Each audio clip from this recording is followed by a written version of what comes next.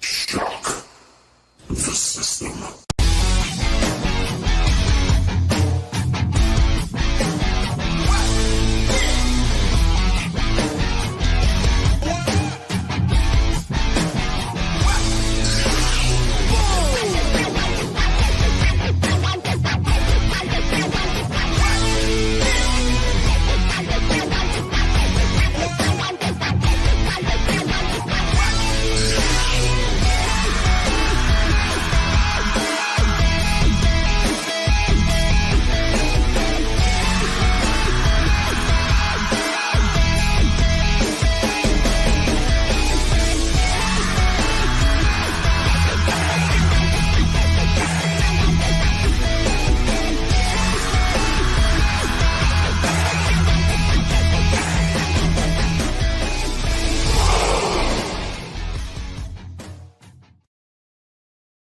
And welcome to this week's episode of the Angry Geeks. I am Louis Perry, and she's here again. America's sweetheart, my sister from another mister, the one and only, that Wonder Woman, Jamie Dolan. And with us this week, we got That's what, 3 times in a row? Yes, I know. It's a record. Oh, my Lord. And with us this week, we got this cat right down here. He is a creative masterpiece. He's an artist. If you go to any alternate reality entertainment cons like Jamie and I do, you will see this cat. His art is tremendous. The one and only Mark May, Mr. Hellbringer himself. What's going on, brother? Hey, man, nothing much. How you doing? How's it going, Jamie? Hi. Pretty good. How are you? Hi, Louis. Hi. So, long time no see, guys. What's it been, like a year since we've had a convention or something? Yes. God, I miss it. Yeah, it's been a long time. Dude, I miss it so much. You're not the only one. No, definitely not. Not at all. Hey, so can I just tell you how awesome that intro is? Oh, thank you. Thank you. I work hard on our intros. I really do.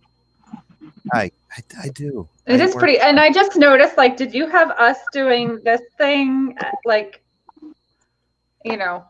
Oh, me like this and you like this and then Ali like that. No, I just when I create an intro, things just kind of they flow. And what I would do, I would just sit behind the computer, and I have tons of photos of Jamie and I would just go through them, and I'm like, oh my God, we match here and here. Or I would take us as we film, either at a convention or as we do this, and I would just take different things, take out the background, do this, do that, and just match us up. And it's just everyone says me and this lady here have great chemistry, so we're kind of in tune. So we do a lot of different things, so I'm able to match up our. How long y'all been doing the show together now? 2 years, right? 2 Yeah, years. I think so. Jeez. Yeah. You put up with this guy for that long, Jamie? Yeah, you know, I had to take a break for a little bit. No, I'm just kidding. That wasn't his fault. It's not his fault. Mark, I'm going to tell you. Do you know what this poor girl did last year at Rhode Island? What? What did I do? She was carrying me on and off this. Remember, I couldn't walk last year. Yeah. I was on the scooter because of my leg problem.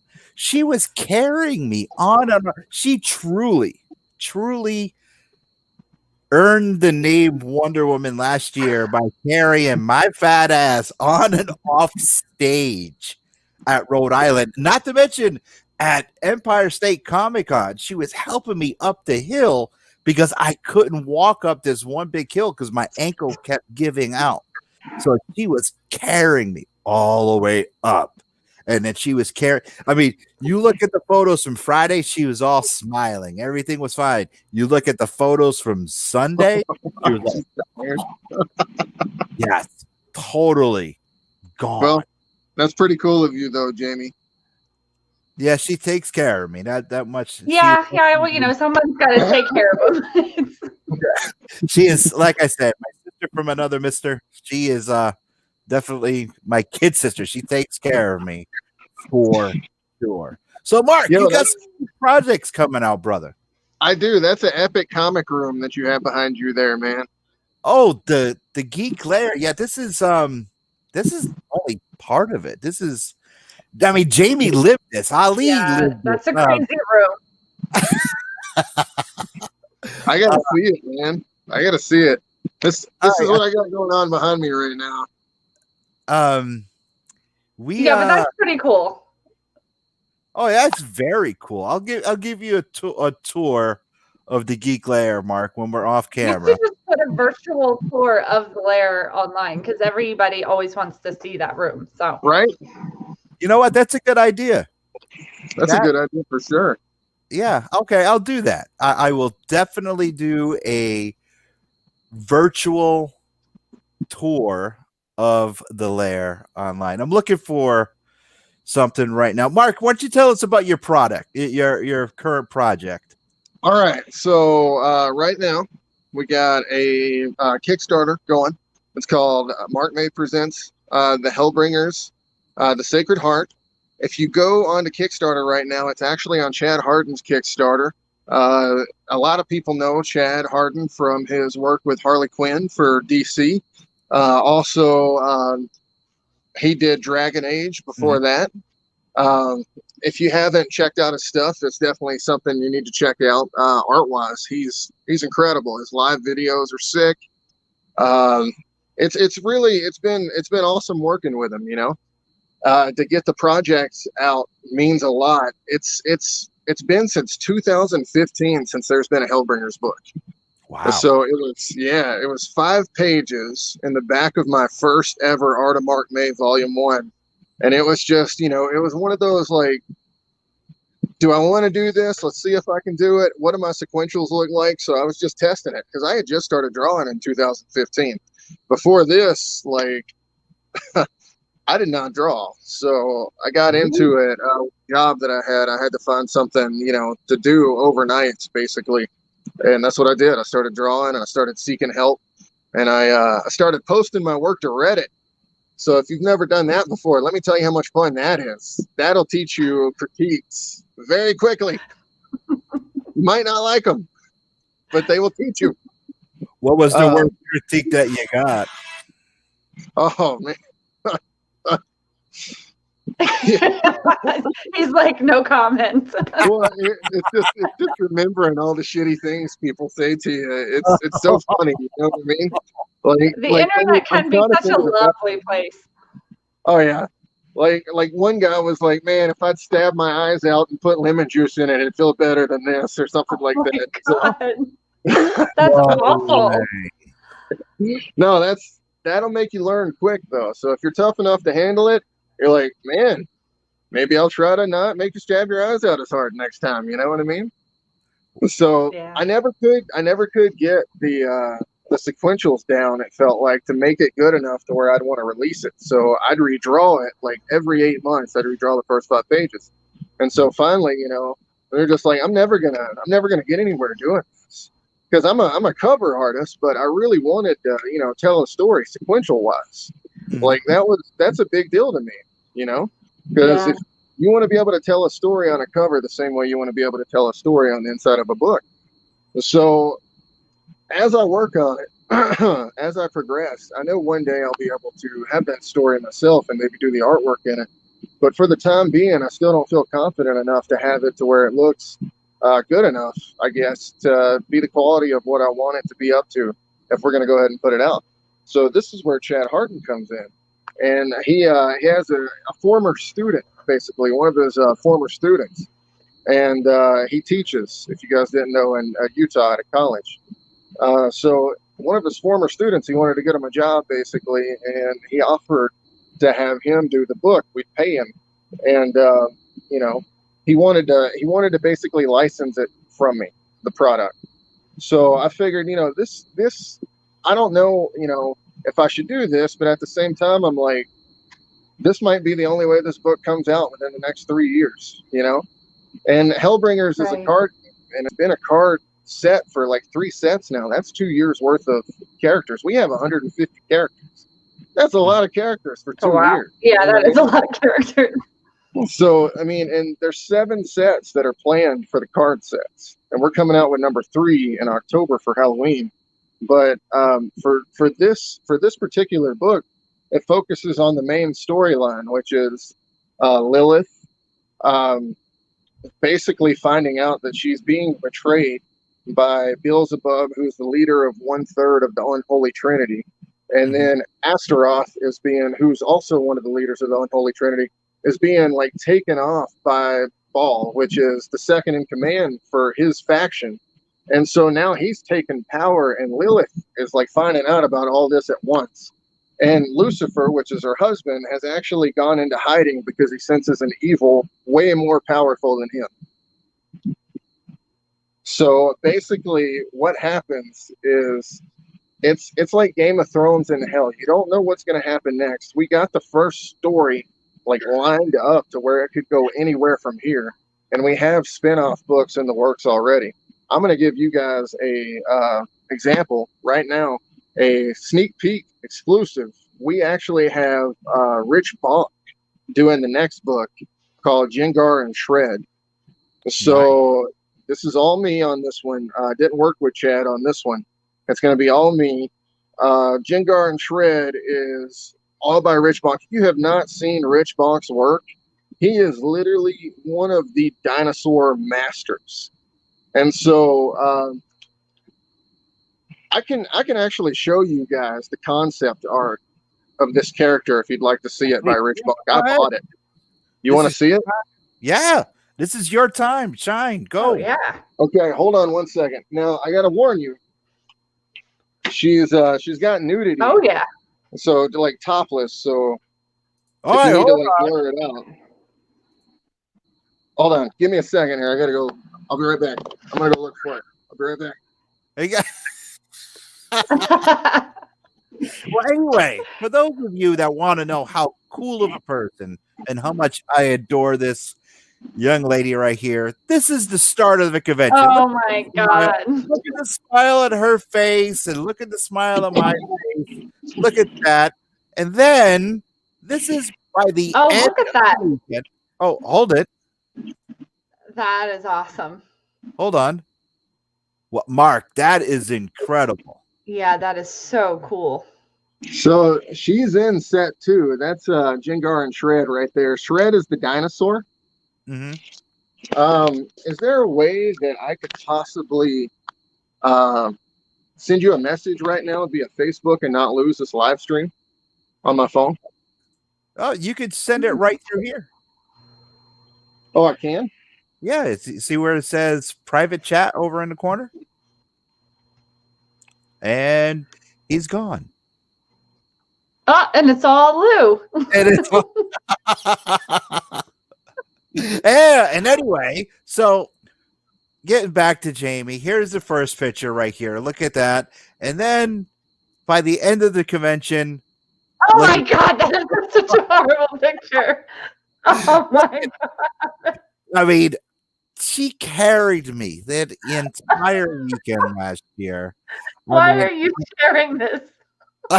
Because I just want to show you how much I love you to death, man. Look at my face, though. I think I'm like dying. I know. I Why just do want I to. look like that? And Mark, All right, so I just sent them to you via Facebook Messenger. okay, Those are the interior pages by Rich. okay. So if you could take a look, I don't know if you could show everybody, but those we're super proud of. We also just signed a big cover artist, Joseph Michael Lisner. Ooh, okay. Yeah. So he's going to be doing a cover. I'm pretty excited about that. And then back to this Kickstarter though. back to the one with Chad Harden. So that was just the rest of the year right there. You heard about the card game coming out in Halloween for set 3. You heard about Jengar and Shred, which we're going to try to get out after this.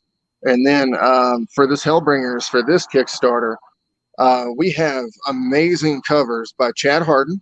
I don't know if you've seen his cover, but it's amazing. There's tons of little like hidden things in there, which make it great. Ryan Kincaid did one. Marat Michaels did one. I don't know if you know this, Lewis, but Marat Michaels was actually the first person to ever professionally publish me. Really? Yeah. I did a pinup, I think it was 2 or 3 years ago in the I think it was what was it? The Naughty and Nice summer special, the bikini special, whichever one that one is.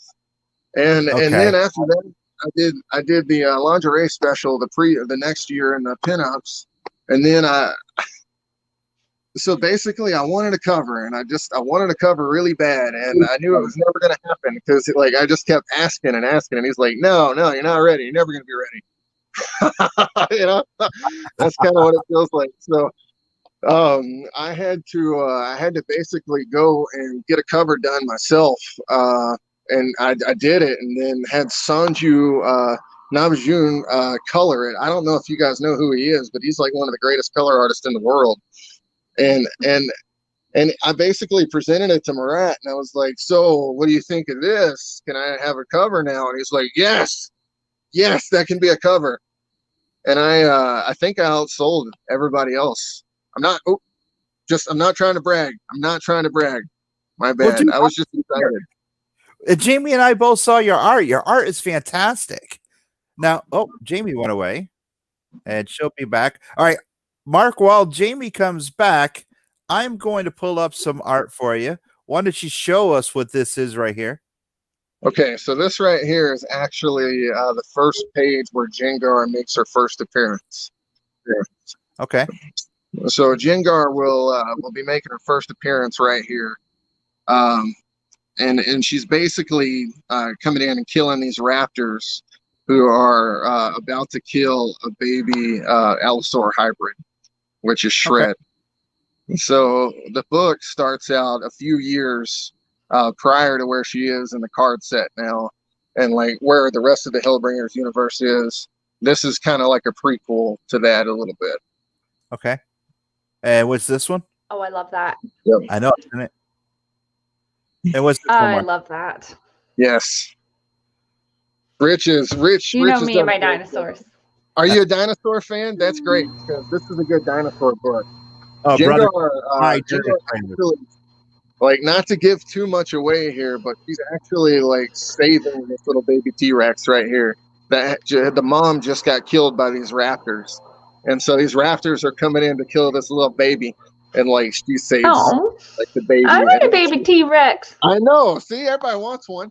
So and then basically she saves the baby T-Rex. She can't kill it like she would the rest of the dinosaurs that she would usually kill that are theropods that live in this zone. So I don't want to give too much about this book away.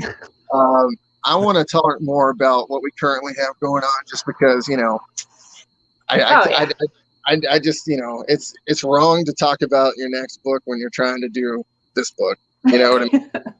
So you're just excited, though. You know, I'm really excited. I can't help it. Like, I mean, I've always wanted to work with Rich Bonk. I mean, I've had, you know, some of his Alice in Wonderland pages from Zenoscope from like 8 years ago that were just, you know, fantastic. And you know, it's insane because you start to work with these people that, you know, you read like years ago before you ever thought you were going to be a comic artist. I've always been a fan. You know, I went to comic shops and saw all these guys in comic stores and stuff like that. And I never thought a day in hell that I would be working with them. You know what I mean? Like, that's, yeah. I don't know, man. I think it's luck, or I died. And so cool. Something like that. You know what I mean? Well, I can relate. I mean, I'm a fan, and you know, I'm a collector. I collect, obviously, and I never thought in a gazillion years that I would. Where did Mark go? He's showing us all his things. Oh. His collection. Oh, he's got some GI. Oh, a bird of No, prey. you should make it big on his thing Yeah, so but- everybody can see it. It's like tiny. You gotta have a bird of prey. Oh, you want to see it? Oh, I gotta get me that That's Bizarro. I better. don't have the Thank you. Bizarro. You're welcome. That's mine. That's all my stuff. I will. I'll give you a tour of mine. I will. I will definitely. After we're done, I'll give you a quick tour. There's no quick tour of the Geek Lair. Who are you trying to kid? No, that's true. There's not there. It's like floor to ceiling stuff everywhere. Really? Yeah. Oh yeah. I'm And like excited to all see it. every wall, every corner, everything. It's just the whole everywhere. You know, it's Pretty actually, much like what's behind them is the whole room. and it's actually going. You know, the hallway, Jamie, that goes into the bathroom. Yeah. Well, that's where the original art is now, and now it's going into the hallway to Wow. Wow. and it's also upstairs. Hey, speaking of original art, I have the original art from Marat Michaels cover for Hellbringers right here if you want to see it. Yeah, absolutely. Let's bring you back up. Show it off. Yes. Hold on.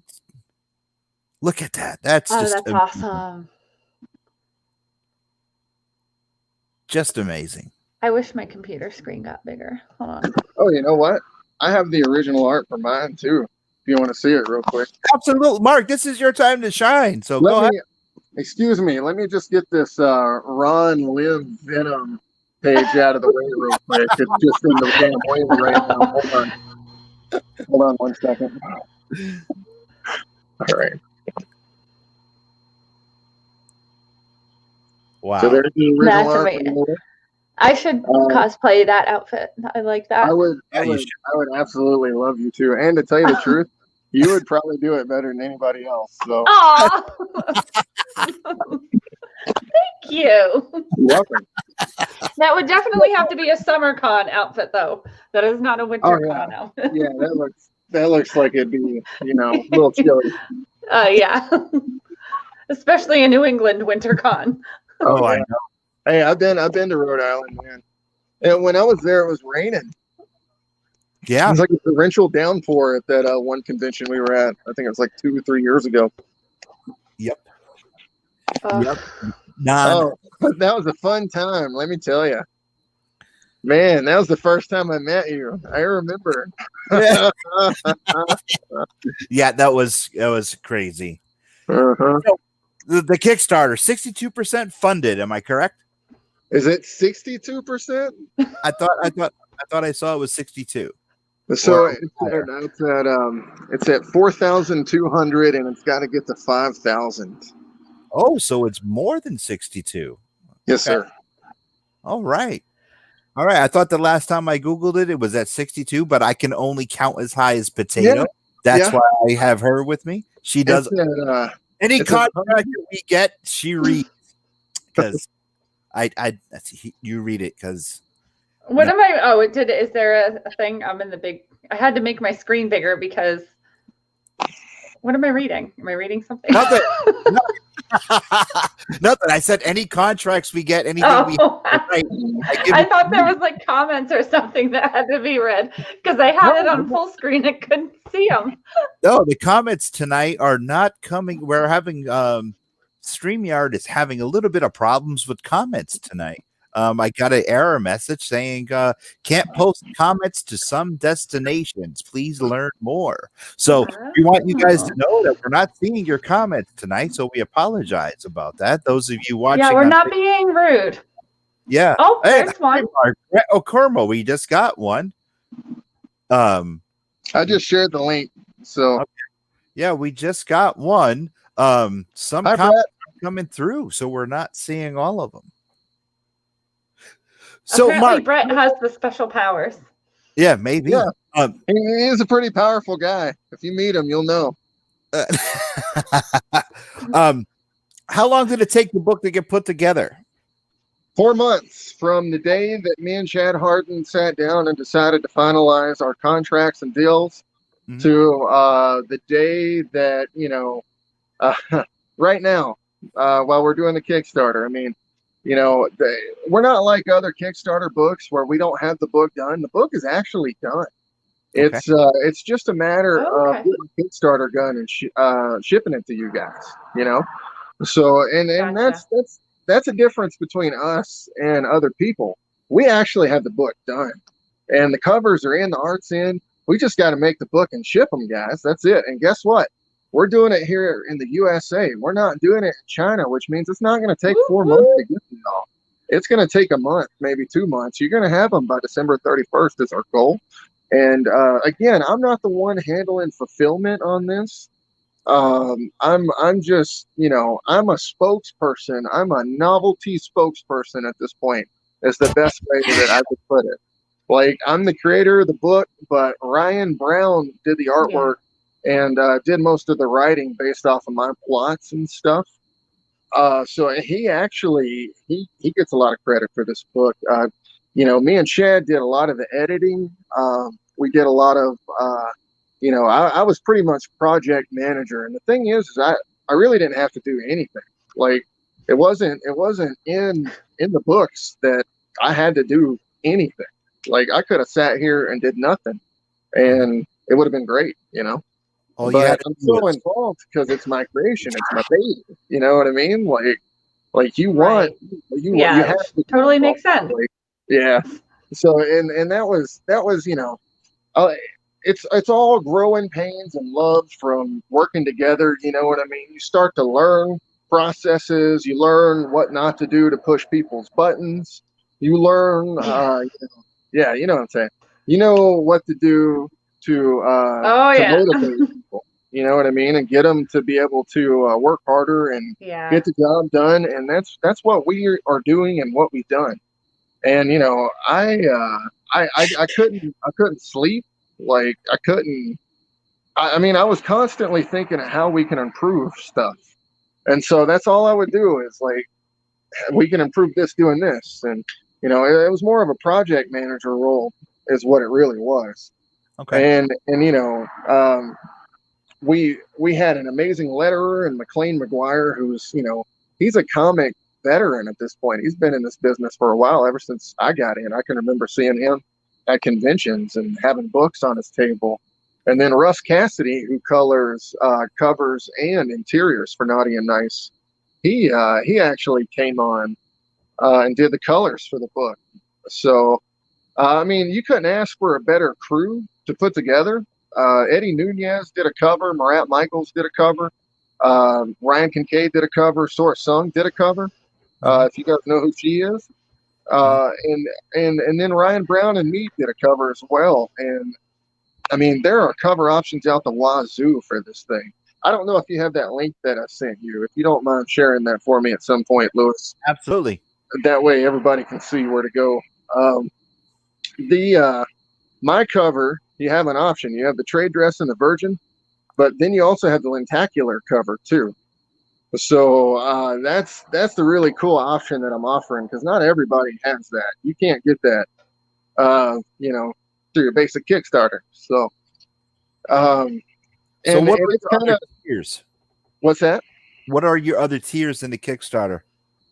So it starts off, as high as $999, I think is what I saw them run for the Kickstarter. So I've actually not been as involved with the Kickstarter tiers and what they're doing with that. I've just been watching what they're doing.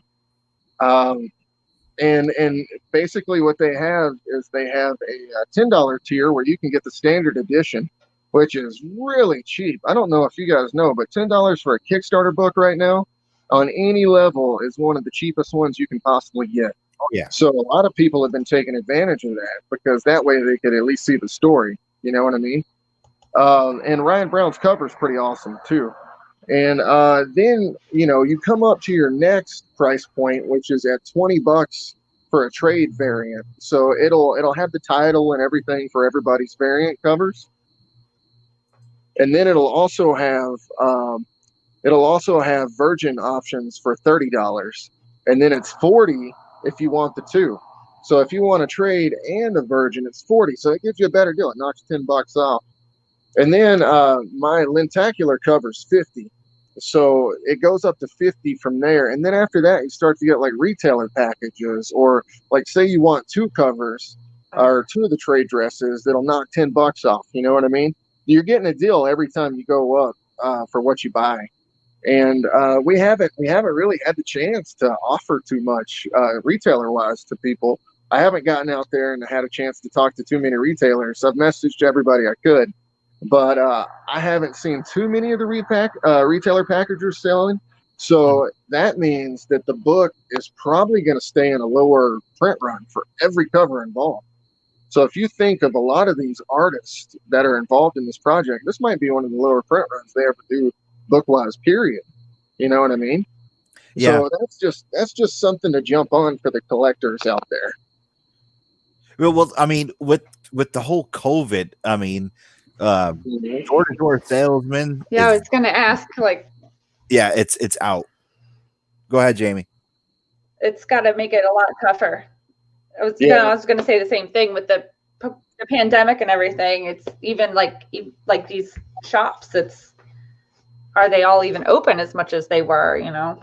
Yeah, and you're exactly right, Jamie. Right, like, it's been horrible. As like far getting a hold of people must be really frustrating. It's frustrating because like most of your friends who would be backing this right now are going through tough times, so you don't want to like message them and tell them you got it going on to like try to like make them feel bad or something like that. Like and you know, a lot of great books are not getting funded right now because nobody has the money that they can just put in. Like a book like this, you would normally think, and I'm not saying this because we're the ones that put it out. I'm just saying it because of who we've worked with, you know, what you would normally expect. You'd think this would fund on the first day. You know what I mean? You think it would have funded on the first day, and see, now we're struggling. We're having to fight for every dollar we get. So I come on here, you know, I talk on radio shows, I talk on, you know, Facebook Live. Sometimes I'm even only talking to like 3 people. You know what I mean? Mm-hmm. But sure. Even if I can just snag one of those people, just to try to, you know, give the book a chance, then that's one more person we got. So and I don't know if you've sseen my live videos. They're not like the greatest live videos ever. It's mostly just me rambling. It's you being you. You know? First, I want to give a shout out to Thomas Smith. What's up, brother? Thank you for stopping in. Much love from the Angry Geek. Can't wait to see you again, bro. Miss you much. And then Brett jumps back in and says there should be a Jamie cosplay cover. Well, I tell you what, Jamie, if we can get that in the works, you gotta give me some kind of rate. Let me know what this costs. Right. Hey, you already owe me a peanut M&M. I told you I'd give you the biggest nut in the world, Lewis. Don't worry. Oh my goodness. So how long is the Kickstarter going on for? It's going to go on until October 9th, I believe. October 9th. So, all right. So who are some of your influences, you know, in art? I mean, you said you just started drawing not too long ago, but who were some of your art, your influences as watching and doing stuff? But what?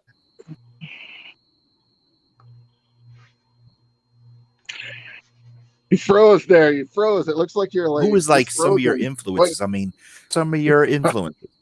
I know. He's like the. Yeah. Ooh. That was so funny seeing you, Lewis. You're just like. Well, my biggest influence is, like I said. And Jay, I will not forget. I have the link. I will definitely not forget. I will not forget. So, Mark, who were some of your influences?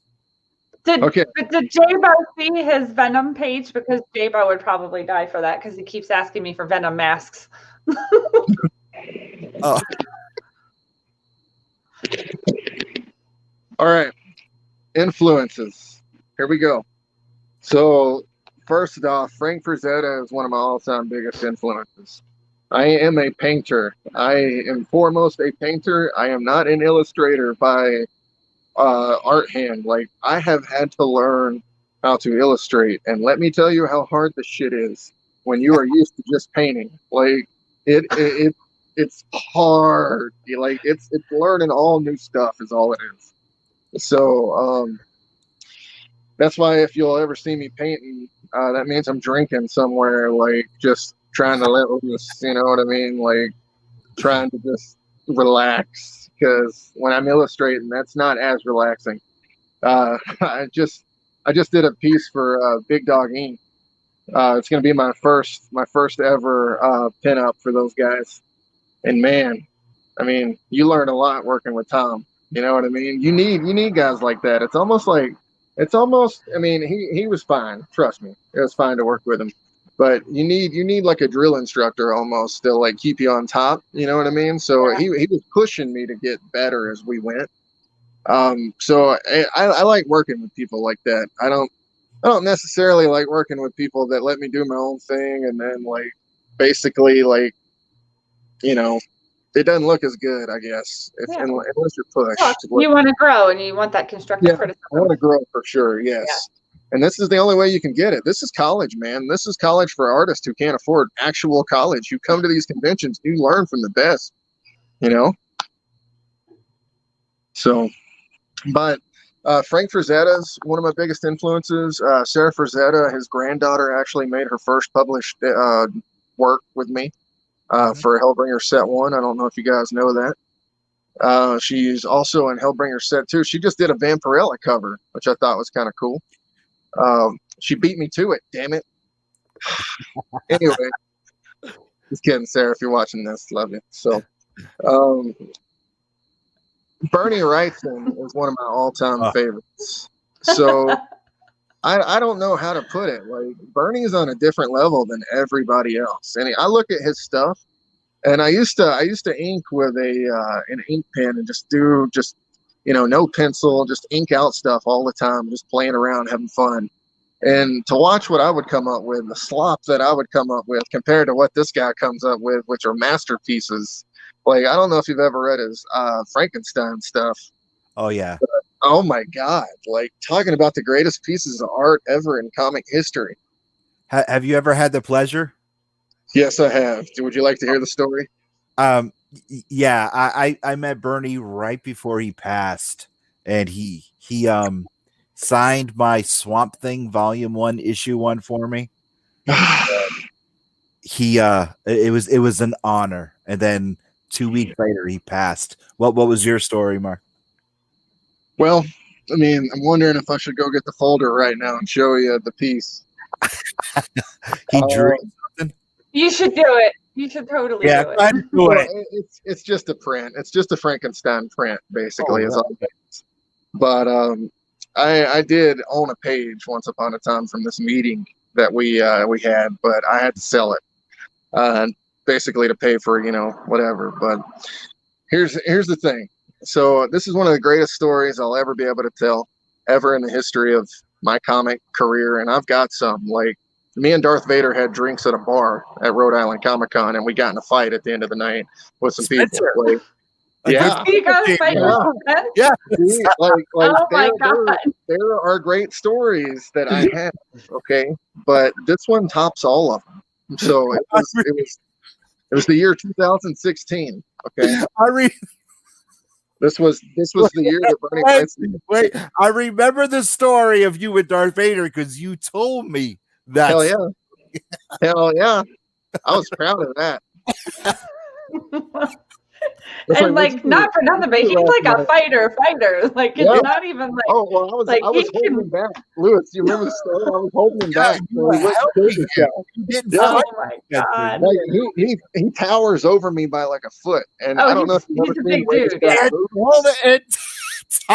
Our good friend Thomas, dude, I was in the mix there. I knew you. Yep. So anyways, back to this Bernie Wrightson story, so I can come back to Rhode Island Comic Con, and they won't, ever ban me for helping, Spencer kill people. So, just kidding. That dude's the nicest dude ever, and this other guy had a problem with him. That was the problem, and I seriously was holding him back and making sure the other guy didn't get close, and he might have took an elbow or two. So, anyways, basically, Bernie Wrightson 2016 was the year he passed, I believe. It was either 2016 or 2017. I believe it was 16 because that was the last year I think I did Salt Lake City. Salt Lake City Comic Con was the last convention he did before he passed. So I was going to be at Salt Lake City Comic Con that year because I love Salt Lake City for the convention. The problem is it was a blizzard, and I mean the hardest it ever snowed in the history of Colorado and Utah. I live in Colorado, as you know, Salt Lake's in Utah. It shut down my flight the day before, so I wasn't able to fly, and then they shut down I-25 and I-70 going every direction. That way you couldn't drive out. So you were stuck wherever you were at the time. And basically what happened is I was like, all right, I'm going to drive. I'm going to figure out a way to do this. I'm going to drive there while, but they shut down the road, so I couldn't do it. And then, you know what? They opened them up. I think it was at 3 p.m. on, I want to say it was a Thursday or a Wednesday. But they opened it up at like 3 p.m. And it was just the I-70 road. And it was snowing still, and it was bad, and I couldn't get out of the driveway. I mean, that's how bad it was. Like, I got stuck going out of the driveway, but for some reason I was able to get out after I like dug myself out with a shovel. And I started going, man. I'm not kidding. Like, I had all my shit packed in my car, and I was ready to go. And that's what I did. It took 18 hours. Oh my God. Denver to Salt Lake City. But let me tell you how crazy the story was. So as I'm pulling out of my neighborhood, a cop turns his sirens on to pull me over because he's like, what the hell are you doing? You're not supposed to be leaving anywhere. That little tiny car is about to get stuck. That's what he's thinking, because I'm driving a Chevy Aveo. And I don't know if you guys have seen this car. It's like a go-kart the size of my bed. So, you know what I'm saying? Like, it's tiny, and it's got little tiny wheels that are like this big. So he was right. I got stuck, but he was going to pull me over because I was on my phone, like trying to get my GPS going, and I just didn't stop, but he got stuck, so it didn't matter. So I was like, see you later. And I just kept going. Thanks anyways. But I got behind a sandblaster. So like a snowplow. He was basically like sanding right in front of me all the way to I-70, like from like where I was. And I couldn't believe it. Like, I just stayed behind this guy the whole time, And so we get up to the mountains up by Eisenhower, and it's still snowing. Like it's like 6 hours at this point that I've been driving, and it only should be like 1. Like I'm having to go. That's what I was gonna ask. Like, what would the normal drive be? It would only be like 1. I was going like 220 miles an hour because it was so icy. Like, this is the worst road conditions you can ever imagine. So the snow stops at the top of Eisenhower Tunnel. And then I come out the back side of it, and it's a fucking blizzard all over it. Like, and this is what's crazy is there were cars everywhere that were just like wrecked. It looked like the apocalypse, like the snow apocalypse. Like, and I was terrified, man. Like, I was kind of, I'm not gonna lie to you, I cried twice on this trip. Oh yeah. So I put it in first gear. I was at 3 miles an hour all the way down this hill. And the moment it would go over 3, I started sliding. And you got to remember, there's like an 8% grade for like this mountain. So you're going like down like this, and it's just an iceway. And I'm just like, and that little teeny tiny jelly bean car. Yep.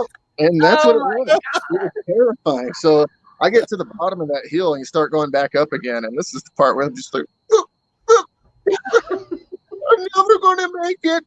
I'm never going to make it. I live here now in this car, in this icebox car. So I just kept going, like, because what else are you gonna do? You're just gonna sit there and freeze to death? So right.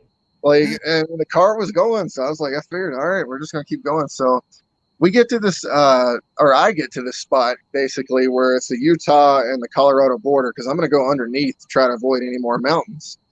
So it's beautiful. It opens up. It's all frozen outside. It's cold air. It's chilly. It's so badass. Like, you're so happy because it's flat. So if you wreck, you're just like, oh, just a little wreck. You know, you're not dead. You know? So I was just happy I was on flatland for a little bit and could see stars, but it was really cold outside, and I started going back up into the mountains because to go to Salt Lake City from the south, you have to go into another mountain range, and I had no idea. And so it was the same storm system, but it was a blizzard. And I am now driving in the Utah mountains where there's no one around. Not like Colorado's. Like, there's no snow plows, no nothing. And I get to the point at the top of this mountain, I gotta pee. It's been like, I don't know, like 14 hours, you know, and I haven't peed yet, and I'm just like dying. And so like I get out of it, I park it, just get out of the car and just pee, and just like I'm looking up and I'm like, damn, no way a cougar's gonna kill me out here right now because it's too fucking cold. You know what I mean? So I just remember I got back in the car and I was kind of, you know, sad again because I realized I had to go down this big ass hill again. It was gonna be like a sled, so I 360'd it down this hill. And I thought for sure my dog was into the thing, and it just came back. And at this point, I wasn't gonna cry again, like because I had already cried all crying I could fucking do. So I was just like, you know, no big deal, just some more bullshit. I had to pull that wig on fucking tip. And I literally pulled into Salt Lake City, and I remember I pulled in like an hour after the show started or some shit like that, and I just had to go into the show all shaken up and crazed. Like, people were like, "Hey, Mark," I'm like, "Yeah, don't touch me," you know what I mean? So you don't know what I've been through. So that night, oh, this story gets better. So that night there was this person I was gonna stay with that was like a manager, this awesome artist. Who I used to think was cool. No names here. No names will be spoken. But basically, I'm having to pay for like half the room, and there's 3 people staying there. So I realize I'm paying for more of the room as I walk in to get the credit card stuff. But they won't give me a room in the room, so they want me to sleep on the couch. So I'm like, what the fuck, man? So in the middle of the night, this chick like opens the door and lets her secret boyfriend in, who I had no idea was even like in here. So this wall is like this thin, okay? Like itty bitty. And they just start banging. Like the loudest banging you've ever heard in your life. Like literally, like they took a sledgehammer and were tearing down the walls or some shit. And there's only a wall that's this big. And like she's screaming. And I'm just like, and it's like 4 a.m. at this point. And I'm just like trying to watch a Next Generation marathon. That's how I'm ready at this point. Just like anything to get my mind off this shit. Like, because I'm like an inch away. Like, I might as well be filming. You know what I mean? So I like the next morning they should have brought me coffee or some shit. You know, I felt like I was in on that for a minute. But I told him, I was like, look, I gotta get out of here. This is horrible. I can't spend another night listening to it. So I lost a friend that day from that, and I also lost the respect of that artist because God knows what she told him. You know what I mean? But who cares? I had to get my money and fuck out of there. You know what I'm saying? So, but so the next day. I go meet Bernie Wrightson. So I finally get the nerve up on a Saturday to walk over to meet him. I completely forgot about Bernie. This is all for Bernie. It's all for Bernie, sir. So we walk over, or I walk over, and I'm just like, oh my God, you're Bernie Wrightson. He's like, hey, I'm Bernie Wrightson. And I was like, oh. And this is the only person I've ever done that with, artist-wise. So I'm thinking, like, he thinks that I'm, like, fucked up or some shit. You know what I mean? So I walk. He like wants me to sit down by him. I remember like I started sitting down by him and talking to him, and I couldn't get the like the right like questions out, I guess. Like, because when you're around somebody like that, you don't know what you're saying. You know, like you just. It's like Jamie, I don't know who your favorite celebrity is, but who's your favorite celebrity? Who would you freak out around? That's because I don't freak out for anyone either. Oh no, there was the one. Nestor Carbone. But it was because like I had like the biggest crush on him. Nestor Carbone. Yeah, and then you like threw me pretty much at him, and I couldn't even talk. I couldn't even talk, so I get up to him, and I look at him, and I'm like, "You're so hot." Like that's what I said. Like, the guy was laughing. I walked over. I said, "How much is for a picture?" And how much is for a picture? Here. I said, "Get over there." And I just walk up, and I'm looking at him like. You're so hot. Like that's all I could do. That's it. Like that was it. Well, luckily I didn't have the same story for Bernie. I didn't walk up and tell him how hot he was, which is probably for the best. I'm not sure how much he would have talked to me after that. His wife was sitting there too. Awkward was I had just watched the American Horror Story. What was Nestor, and then the guy from American Horror Story, I can't remember his name, was right next to him. But it was like the episode where he was in the house and he kept just looking out the window playing with himself. So it was like the week after I watched that episode. So it was him and Nestor next to each other, and I'm just like, I can't deal with this right now. I can't. Thanks, Lou. Yeah, you're welcome. I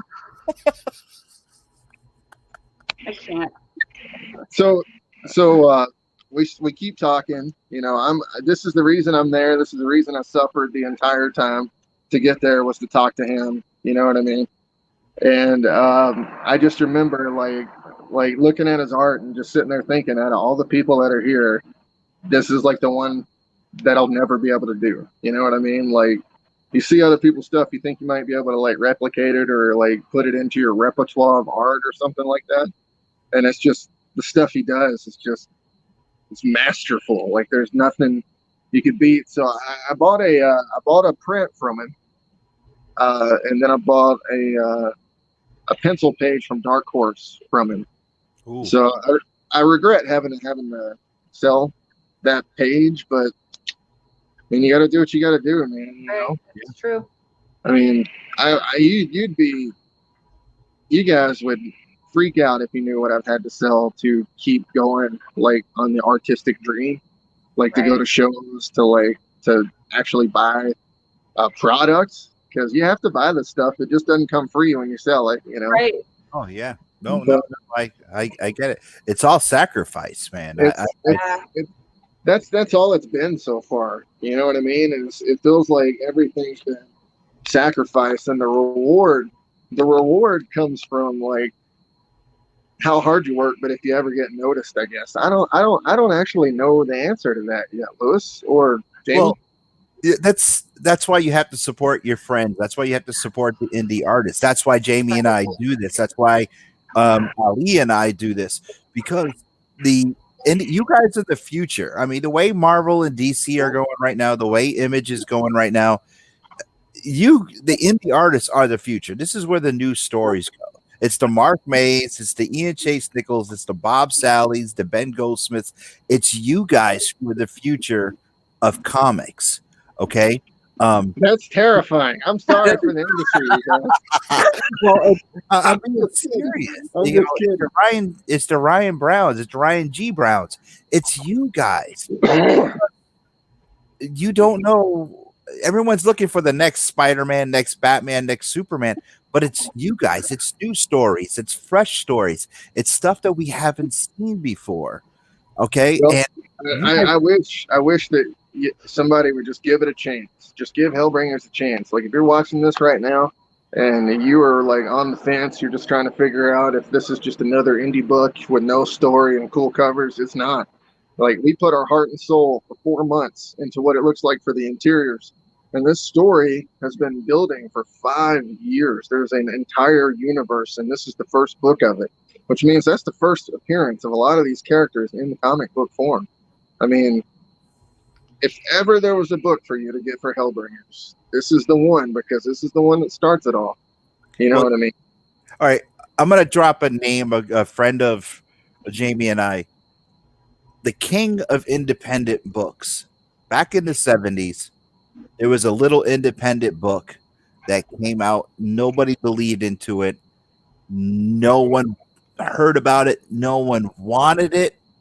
And today it is the biggest cult following comic of all time. Studios are coming to this man and his ex-wife. They want them to make movies and they won't do it unless it's done right. It is the only independent book that was published by before, and that's ElfQuest, the Pennies, Richard Penny himself. Yep. That was a book, much like Hellbringers. No one knew what it was today. So you don't know. And Brett himself, the Turtles, independent book, black and white, right here in Western Massachusetts. So you got to take a chance on independent books because you don't know. There's what we're all about. You get out there, support this Kickstarter, get the book. Just get it, read it. You don't know if you're gonna like it. You don't know where it's coming, and you got to look at it this way: Netflix is buying these independent books up, and they're making them famous. So you don't know what's going to happen in a product, a story like Hellbringers. This is amazing. Yeah. I mean, you got a game that's simply amazing. Jamie, you got game. It's got rules and everything to go and follow with it too. So I mean, it's not the end. I mean, comics isn't the only thing that we're doing with this. There might even be a board game at some point. There you go. There you go. Well, anyway, this is all we have for this week. But I want you guys been following us, the Angry Geeks, on Instagram, and you've been seeing the hashtag positively unstoppable. Positively unstoppable. Well, I tell you what that means. Tomorrow, keep an eye out on the Angry Geek Show page because we're making a special announcement, and it is unstoppable.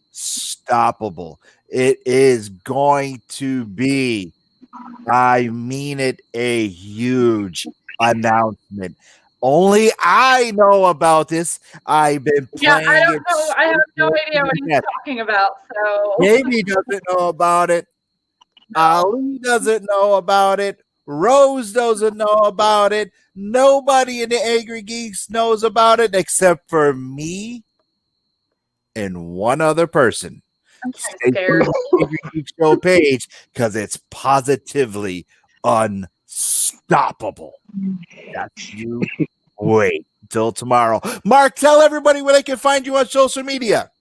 Everybody, you can find me at Silent Mayhem Productions .com, Silent Mayhem Productions on Facebook, Mark May the Artist on Instagram, Mark May on Facebook, and then Lewis will share the Kickstarter link with everybody that I gave him a little bit later.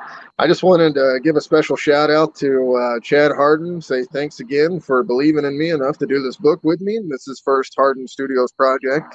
So not only is it our first Silent Mayhem Productions actual book, not just somebody else's book with my logo on it. This is our first book. This is also Chad Harden's first Harden Studios book as well. So, and then we also, big shout out to Russ Cassidy, McLean McGuire, and everybody that helped with the covers. And then big shout out to you guys for having me on the show. That was really nice of you. It's been a hell of a week this week, if you don't know. So this right here, I didn't know if I was going to be able to get through it, but we did. So I really appreciate it, guys, for having me on. Hey, Jamie, no problem. Tell everyone where they can find you and I.